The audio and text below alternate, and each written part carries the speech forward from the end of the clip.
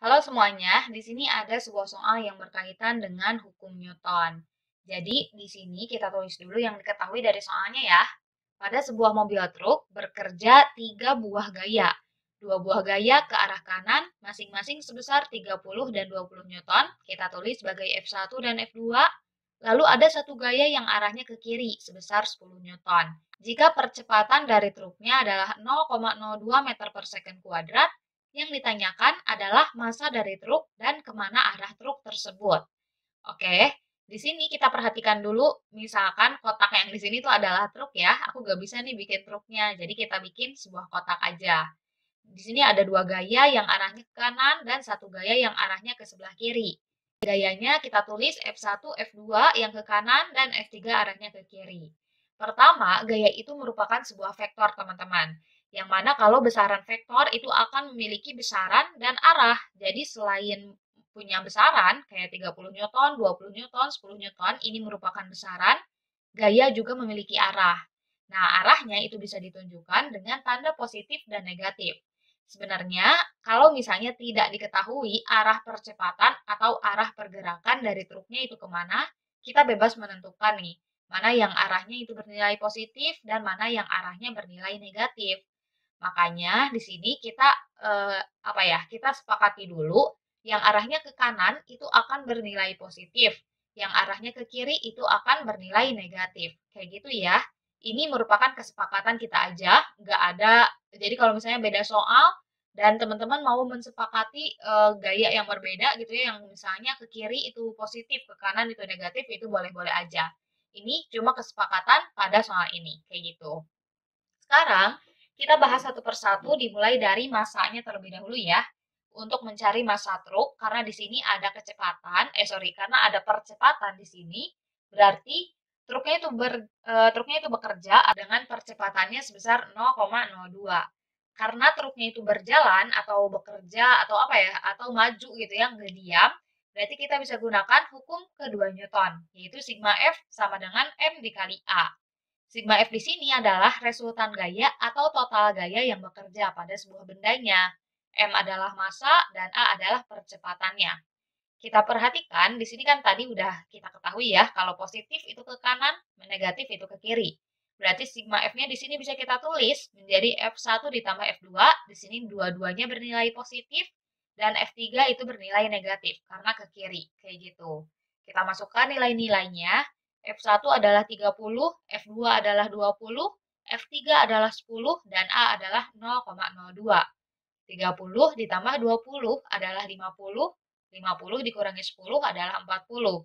Kemudian kita kan ingin tahu berapa besar M-nya ya, atau massanya. Kita bisa pindah ruaskan 0,02-nya ke ruas sebelah kiri. Jadi 40 dibagi 0,02 hasilnya adalah 2000. Sehingga massanya adalah 2000 kg. Massa dari truknya adalah 2000 kg. Kemudian langkah yang kedua, kita akan bahas arahnya nih teman-teman.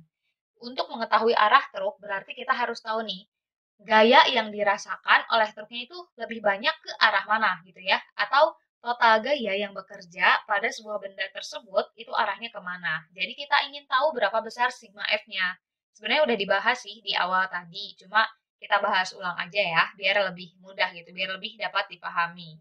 Tadi kita sudah asumsikan bahwa ke kanan itu positif dan ke kiri itu negatif. Jadi F1 dan F2 itu bernilai positif nih dua-duanya. Kemudian F3 itu bernilai negatif. Kita masukkan juga nilainya F1 30, F2 20, F1 10. 30 ditambah 20 adalah 50, 50 dikurangi 10 adalah 40. Jadi sigma F atau total gaya yang dirasakan oleh si mobilnya itu adalah sebesar 40 Newton. Jadi bukan lagi 30, 20, 10, tapi ini adalah total gaya. Total gaya yang dirasakan oleh si truk tersebut adalah 40 Newton. Kita perhatikan nih teman-teman. Di sini kan kita pengen tahu arahnya. Kok malah nyari sigma F? Pasti teman-teman penasaran kan? Nah, tujuannya kita nyari sigma F itu adalah kita ingin tahu tandanya nih. Kalau ingin tahu arah truk berarti kita ingin tahu tandanya apakah positif atau negatif. Tadi di awal sudah kita asumsikan positif ke kanan, negatif ke kiri. Berarti karena di sini sigma F-nya itu positif, atau tidak negatif ya, berarti positif, maka arah pergerakan dari truknya itu akan ke kanan. Sebenarnya kalau kita tidak perlu kalau misalnya buru-buru nih, kita tidak perlu nih cari berapa besar sigma F-nya untuk tahu arahnya kemana.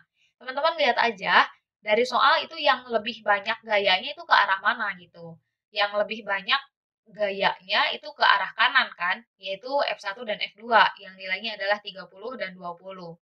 Kalau misalnya banyaknya arah ke kanan atau besarnya gaya itu ke kanan, berarti pergerakan dari truknya akan ke kanan. Kalau misalnya lebih banyak ke kiri, itu akan ke sebelah kiri gitu ya. Jadi lebih banyak di sini bukan berarti lebih banyak gayanya ya. Karena di sini F1 dan F2 itu ada dua gayanya, misalnya jadi ke kanan, F3 itu jadi ke kiri karena cuma satu gaya, bukan kayak gitu. Tapi lebih besar gitu gayanya. Ini kan kalau dijumlahkan 30 ditambah 20 adalah 50. Melawan F3 yang 10 sendirian. Udah pasti kan yang kanan menang. Tapi ini kalau misalnya F3 itu adalah 100 Newton. Mau misalkan di ruas sebelah kanan atau yang ke sebelah kanan itu ada 10 gaya tapi cuma 5 Newton nih, setiap gayanya cuma 5 Newton. Pasti kan lebih besar F3 ya, meskipun sendirian tapi kuat gitu, kayak gitu. Kayak tarik tambang aja, analoginya kayak gitu. Makasih banyak udah mau menonton, videonya jadi kepanjangan. Semoga videonya bisa membantu.